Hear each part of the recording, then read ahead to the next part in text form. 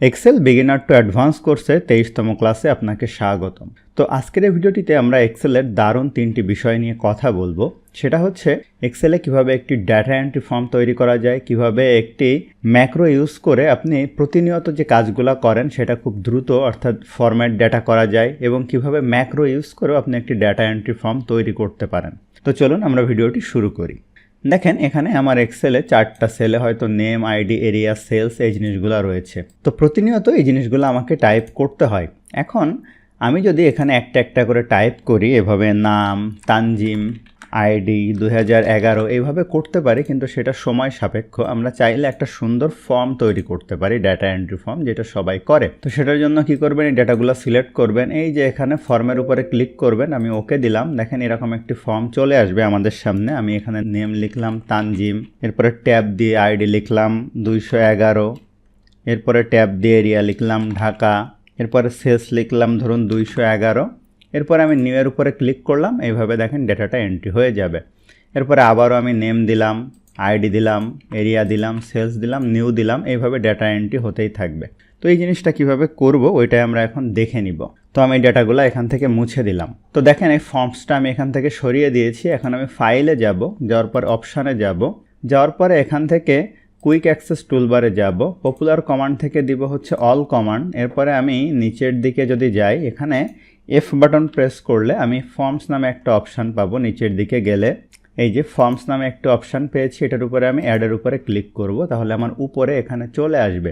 আপনি চাইলে কিন্তু এটাই যে মেনু গ্রুপ যে আমরা প্রথম দিকে দেখেছিলাম, এখানে এই মেনুর ভিতরে ওইটা নিয়ে আসতে পারেন। তো আমি এখানে রাখলে আমার কাজ চলবে। আমি এখান থেকে ওকে দিলাম, তাহলে দেখেন এই আইকনটা এখানে চলে আসলো। এখন সিম্পলি আপনি নেম, আইডি, এরিয়া যা ইচ্ছা লিখবেন, লিখে এগুলো সিলেক্ট করেন। এখানে ফর্মের উপর ক্লিক করলে একটা ওয়ার্নিং দিবে, ওকে দিবেন। দেওয়ার পরে আপনি এখানে নাম লিখেন, আইডি লিখেন, এরপরে এরিয়া লিখেন, একটা সেলস লিখেন, নিউ এর উপরে ক্লিক করেন। দেখেন এখানে অ্যাড হয়ে গেল। এখন পুনরায় যদি এটা ক্লোজ করে ফেলেন, আবার আপনি ইনসার্ট করতে চান, এখান থেকে সিলেক্ট করে আবার ফর্মের উপরে যান, এই যে নিউ এর উপরে ক্লিক করেন, এখানে লিখেন নাম, আইডি, এরিয়া, সেলস, নিউ এর উপরে ক্লিক করেন। দেখেন ডাটা ইনপুট হতেই থাকবে। তো এইভাবে আপনি খুব সহজেই কিন্তু এই কাজটা করতে পারেন। আবার এটাকে টেবিলে যদি কনভার্ট করেন তাহলে আরও সুন্দর। এটা এই দুইটা সিলেক্ট করে আপনি এখান থেকে ইনসার্ট থেকে টেবিলে যান, মাই টেবিল হ্যাজ হেডার্স দিলাম, ওকে দিয়ে দিলাম। এখন এটা সিলেক্ট করেন করে আপনি ফর্মসে যান, এখানে এইভাবে ভ্যালু লিখেন, ঠিক আছে। দেখেন এভাবে আসতে থাকবে আপনার। নতুন করে কিন্তু এখানে আবার রো কলাম অ্যাড করারও প্রয়োজন হবে না, অটোমেটিক এটা হতে থাকবে। তো আশা করি বুঝতে পারছেন কীভাবে খুব সহজে সিম্পলি একটা ডাটা এন্ট্রি ফর্ম তৈরি করা যায়। এখন আমরা দেখব এক্সেলে আসলে ম্যাক্রো কী জিনিস। ম্যাক্রো কিন্তু এক্সেলে খুবই গুরুত্বপূর্ণ। ম্যাক্রো হচ্ছে যে আপনি প্রতিনিয়ত যে কাজটাই করেন সেই কাজটাই আপনি সেভ করে রাখবেন, ঠিক আছে। তো আমি এখান থেকে এটা ডিলিট করে দিচ্ছি। দেখেন আমার এখানে কিছু ডেটা আছে।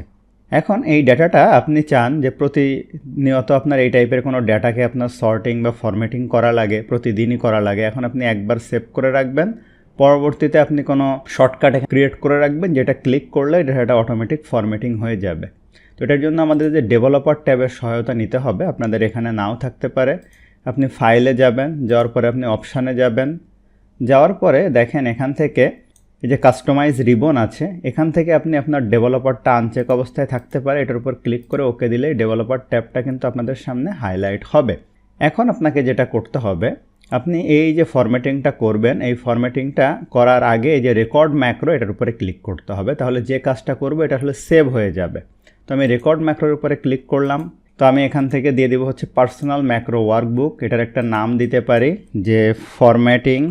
যদি আপনি নতুন কিছু লিখতে চান তাহলে আন্ডারস্কোর দিয়ে লিখতে হবে। আমি ফরম্যাটিং দিয়ে দিলাম, দিয়ে ওকে দিলাম। দেখেন এই ম্যাক্রোটা রেকর্ড হওয়া শুরু করেছে। এখান থেকে স্টার্ট ম্যাক্রো কিন্তু আর নেই, স্টপ রেকর্ডিং। এখন আমি যে কাজটাই করি, এখানে ইনসার্টে গেলাম, ধরুন এই উপরের রোটা মার্জান সেন্টার করলাম। আমি এখানে লিখলাম রায়হান তানজিম অ্যান্ড কোম্পানি। এখান থেকে একটা ব্যাকগ্রাউন্ড কালার দিয়ে দিলাম। এখান থেকে আমি করে নিলাম হচ্ছে টাইমস নিউ রোমান, এটা আমি বড় করে দিলাম, ঠিক আছে। এই ডাটাগুলো সিলেক্ট করে বোল্ড করে দিলাম, ইতালিক করলাম। ব্যাকগ্রাউন্ডে ধরুন অন্য একটা কালার দিয়ে দিলাম, ফন্টগুলো ধরুন সাদা করে দিলাম। এরপরে এই নিচের ডেটাটা control shift down arrow key দিলাম, দেওয়ার পরে এখান থেকে আমি অল বর্ডার দিয়ে দিলাম, ফন্ট করে দিলাম ধরেন টাইমস নিউ রোমান।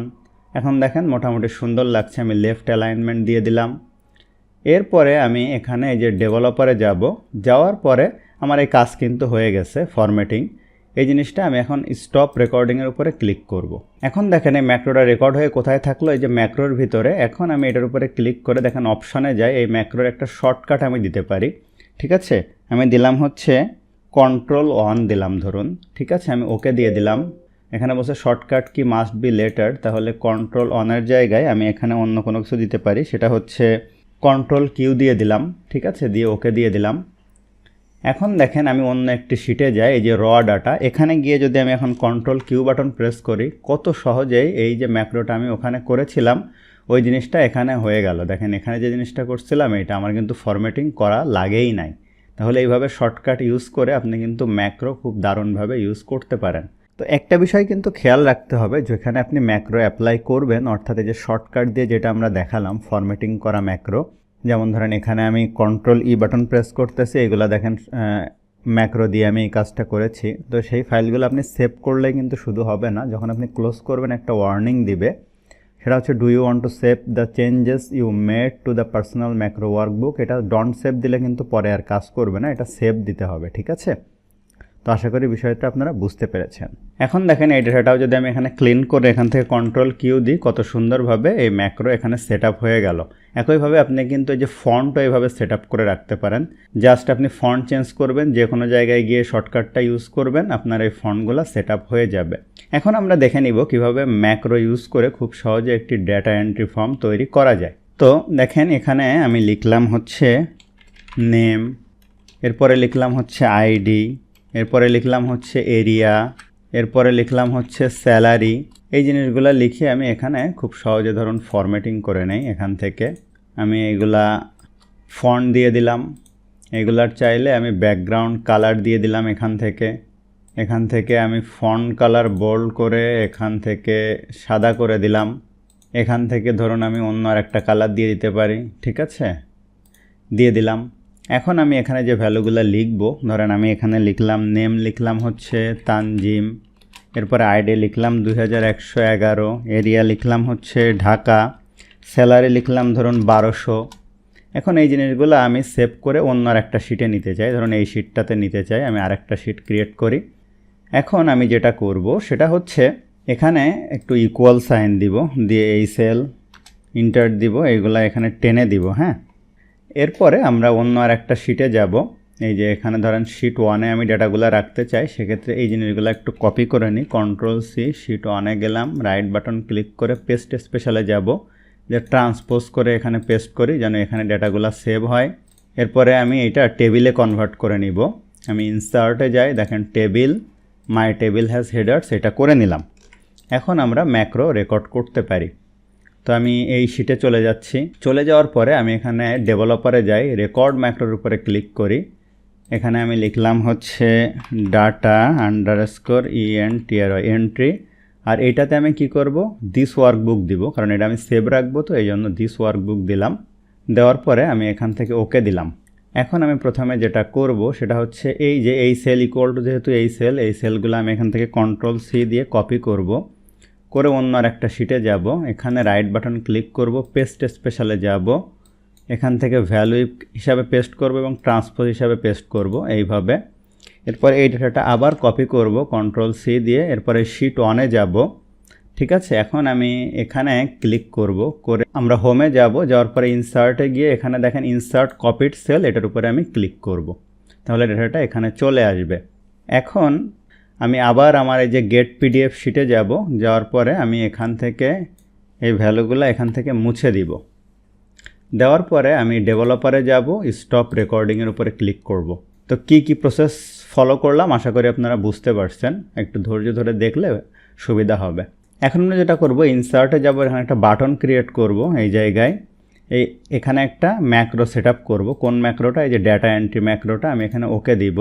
এখন এই বাটনের উপরে ক্লিক করে এখান থেকে আমি মুছে দিয়ে লিখব হচ্ছে সেভ ডাটা, তাহলে ওই ম্যাক্রোটা আমার এখানে ইনেবল হয়ে গেল।